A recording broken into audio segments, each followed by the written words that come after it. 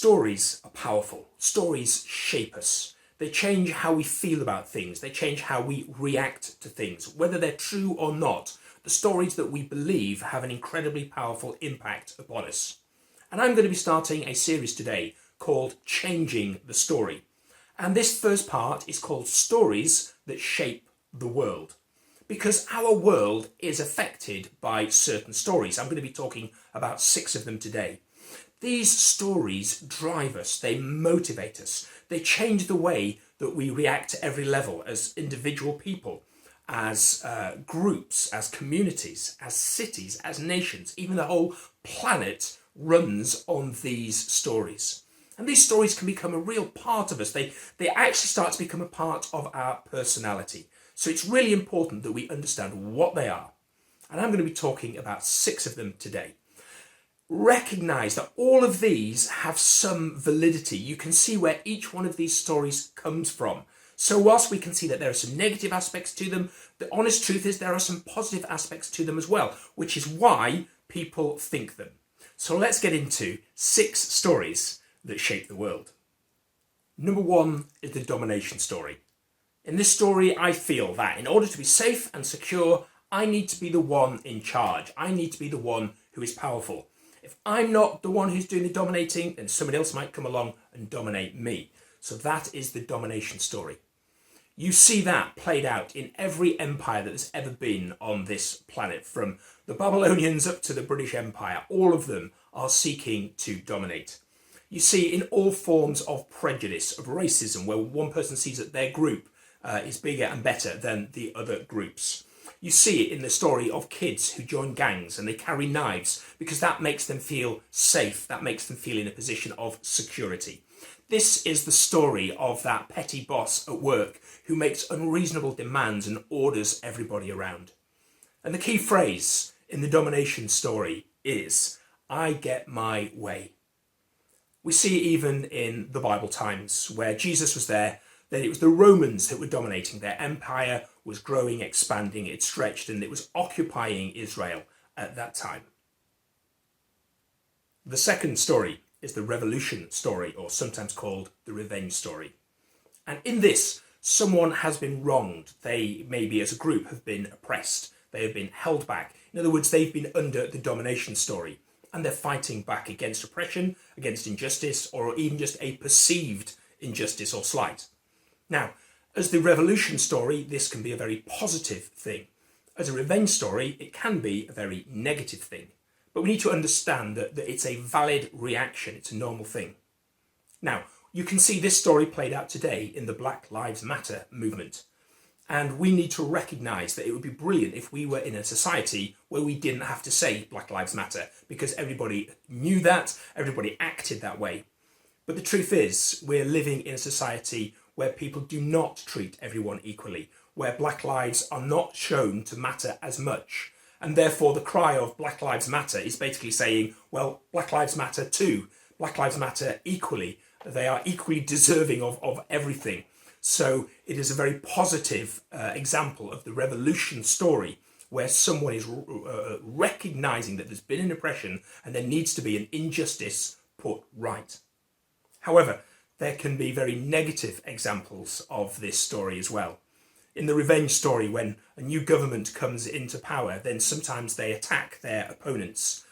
They get reprisals in for the things that they have either suffered or they perceived that they suffer. We also see it at family levels, where we have somebody who offends another member of the family, and then all of a sudden your feud grows up and people refuse to talk to each other, and all kinds of nastiness comes out of the woodwork. That is an example of the revenge story. The key phrase in the revenge story is, I'll get even. And you saw it in Jesus' day, where there were the freedom fighters or the terrorists, whichever way you look at it, who were the zealots, and the zealots were fighting against the Roman occupation. The third story is the Purification Story. And in this story, we blame all our problems on them, whoever they are. It can be different groups, different organisations, but what we say is, it's not our fault, it's their fault. If we got rid of them, then we wouldn't have problems anymore. This is the story that you see with ethnic cleansing, where, for example, 6 million Jews are killed by the Nazis during the Holocaust. Or we've seen it more recently with the Rohingya in Myanmar, where they are blamed for the problems of the country and they are attacked and driven out. We saw it in Bosnia in the 90s. It's a repeated story, the Purification Story. Let's get rid of them. They're the problem. You see it today with white supremacists who blame the problem on a particular race or colour.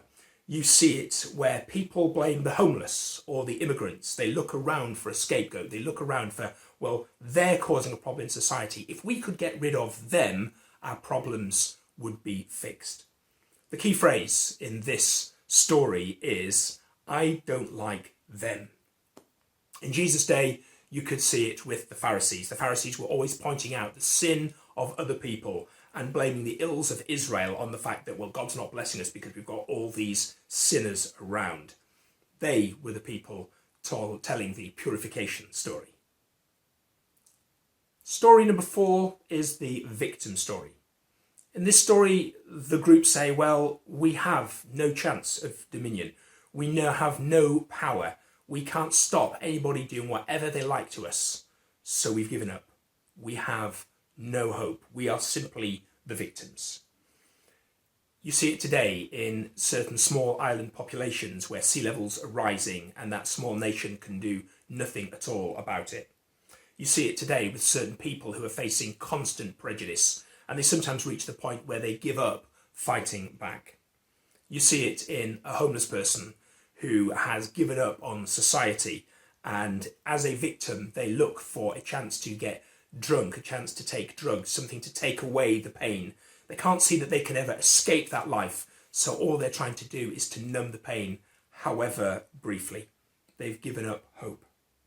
I even see it in myself sometimes, this story. I play the martyr when things are not going well for me and, somebody comes along and starts offering sympathy and I'm just like, oh, no, don't worry about me, I'll be all right.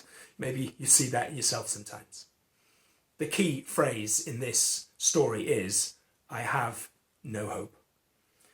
You saw it in Jesus' day as well. The Galilean farmers up in Galilee, they were the ones who always seemed to be the victims. They had it in the neck from the Samaritans. And then when boundaries changed, they had it in the neck from Jerusalem. And then the Romans came in and then they had it in the neck from them. Always more taxes, more demands. No matter what happened, they always seemed to be the victim. The 5th story is the isolation story. And in this story, the person says, well, I can't compete with those who dominate. I don't have enough power. I don't want to get involved in the revolution.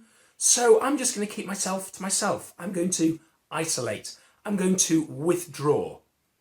You see this at various levels. You can see it at the level of a country which takes a neutral stance and says, well, I'm not going to get involved in any conflict, in any argument.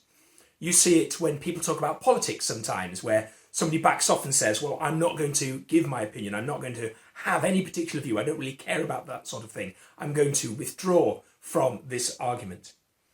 You see it in people who decide to get away from the society they don't like. So maybe people are in the city and they decide to move out to the country.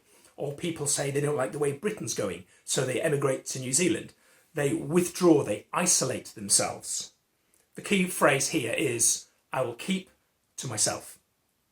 We saw it in Jesus' day. There were a group called the Essenes. And the Essenes withdrew from society and they set up communes and they just lived their own way in their communes and ignored everybody else. That's the isolation story. And finally, story number 6 is the accumulation story. And in this story, the person says, well, I don't have power, I can't fight back, I can't dominate, but perhaps if I am wealthy enough, if I have enough things, well, then that's going to cushion me from life. In fact, maybe even I will be able to get power through the accumulation of money. And we do see some organisations, some people who use their accumulated wealth as a source of power.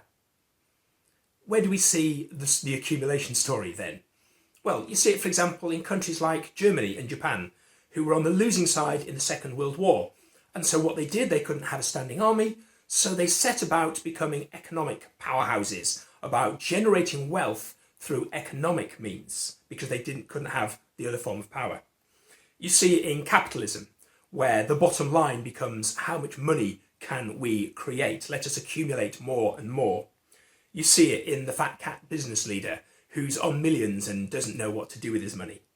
You see it in the footballer who's got a wage demand, who's on £200,000 a week and wants to go up to £250,000 a week, when, again, what do they need that extra money for? We even see it in our own individual family lives. As we struggle for that promotion, we struggle for that pay rise, which, again, it's a valid thing, but it's part of the accumulation story.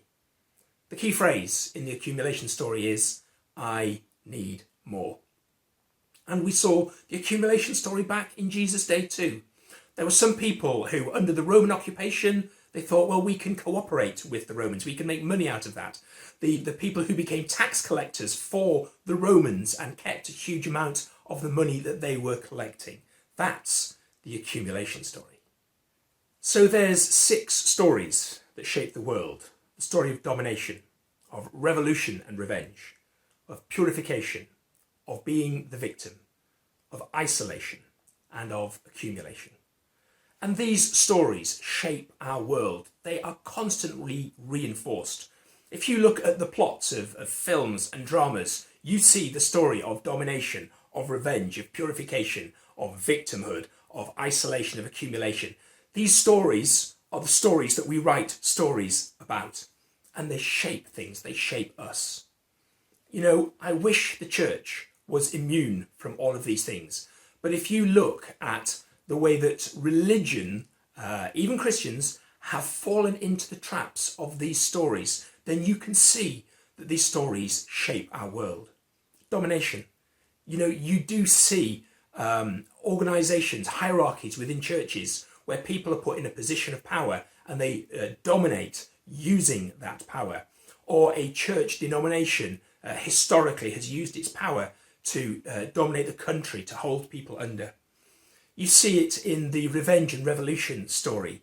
In this country, particularly if you look at the problems there have been between Protestants and Catholics, 2 groups who are theoretically, hopefully, Christians, and yet there is a revolution revenge thing that has gone on in sometimes awful ways. We see it in the Purification Story, where we find Christians who point the finger and judge and condemn and say they're the sinners, they're the bad people. We see it in the Victim Story, where people say, well, this is what's happening in the world, but there's nothing we can do about it. We are just getting through life the best we can, which leads to that isolation story, where people, Christians, can say, well, I'm just going to stay out of the world, have nothing to do with the world. The extreme of that can even be to go and live in a monastery or a hermitage, to be completely separate. Let's just wait for Jesus to come back and let's do nothing while we're waiting. That's the isolation version of the Christian story. And then we even get the accumulation story. God wants you to be rich. God wants you to have lots and lots of things. Just send some money to my ministry and I'll pray for you. And then you will get lots and lots of possessions. You see, these stories are not supposed to be part of the church, but they are part of the world. They're part of life. And if we're not careful, we can see that these stories can start to even shape the church. But let me tell you about a 7th story. Jesus comes with a new story. He comes with good news. He comes with what we call the gospel sometimes. He recognises the validity of those 6 stories, that they come from somewhere logical, they come from somewhere sensible, and yet he comes with a new story that cuts at the heart of all of those, that goes to the root of those stories and shows the problems with them, the negative aspects to them, and why ultimately those stories don't succeed. How does he address the 6 stories? Well, the domination story. He comes, he has ultimate power, and yet he does not use that power to lord it over people. In fact, he says, I come not to be served, but to serve. The revenge story. He is attacked, he is abused, he is betrayed. He had every reason to seek revenge. He had every opportunity with his power to get revenge. And yet he prays, Father, forgive them. They don't know what they're doing. He tells us not to seek revenge. He says, vengeance is mine, I will repay. I will put it right in the end, so you don't need to worry about revenge now. And in a sense, he was a revolutionary. He certainly brought revolutionary ideas, and he stands against injustice. He stands for justice, but in the best way possible. The Purification Story. He is completely pure, but he does not condemn anyone.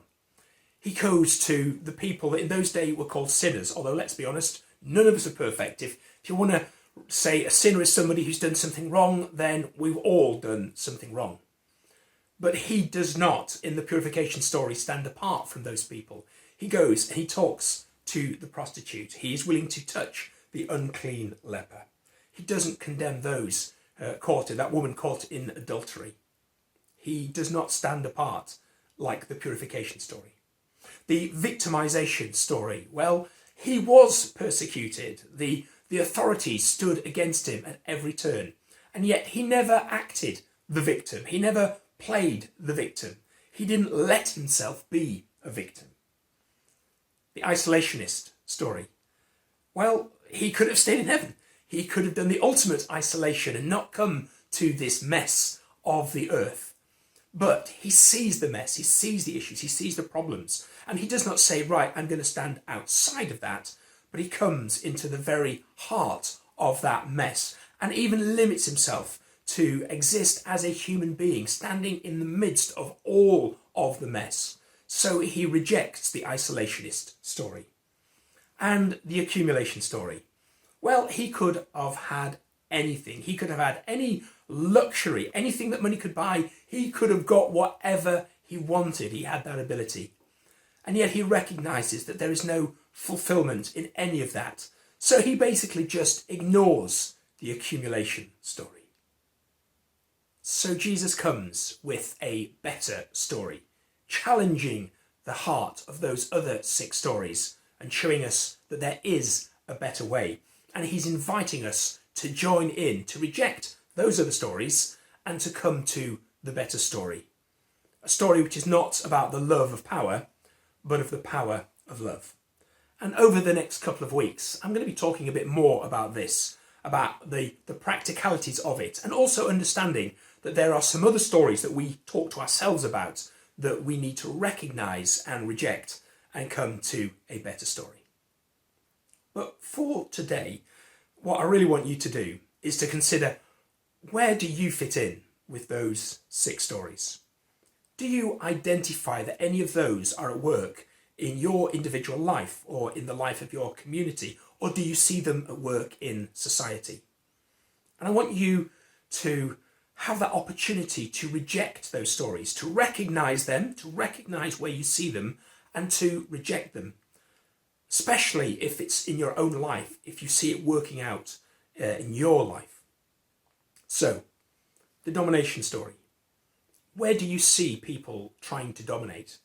Where are you trying to be the strongest? Where are you trying to get your way? Is that something that you identify with? The revenge story. Have you got a grudge going on? Is there an issue, something that's happened, and you find yourself with a grudge, you find yourself with some bitterness, and that's the story that's affecting you, that's eating up your life? God wants to show you that there is a better way. He understands where that comes from, but he wants to help you to get past that. The purification story. Is there a group that you don't like? Is there a prejudice in your life? Is there a certain kind of person that you reject and think, well, I have no love for them, they're all to blame, that I don't like them attitude? If you recognise that that is part of the story of your life, then you need to reject that. And if you see that going on in society, if you see a group or a type of people who are being rejected, well then be careful of that. And where you have the opportunity, stand against that. The victimization story. Have you basically given up? Do you feel that you're at such a low point in such difficulties that you just can't cope anymore, that you have no hope. Well, God wants to say you can have hope in him. He wants to come and restart your story and to take you past being the victim, to recognize that you can be a child of God and you can climb out of that situation of no hope and live a life with hope. Is it the isolation story that's relevant to you? Do you recognize that you have withdrawn, that you keep out of any arguments, that you try and maintain a neutral position in every situation so that you don't get in any spot of bother, so that you don't get into any argument? If you recognize that you're not doing anything to try and help, nothing to try and change things, well, if that's the case, you're living the isolationist story. And although it's a very tempting place to be, it feels like a nice place to be sometimes, there is no fulfillment in simply withdrawing from the ills of society.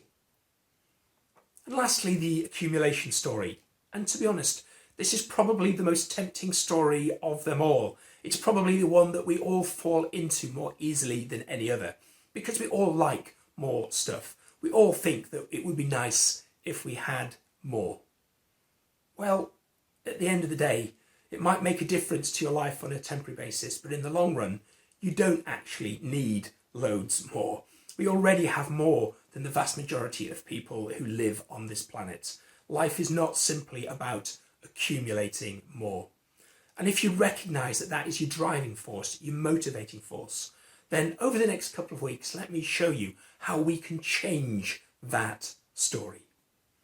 But for today, which one of those 6 is the one that you need to have a conversation with God about?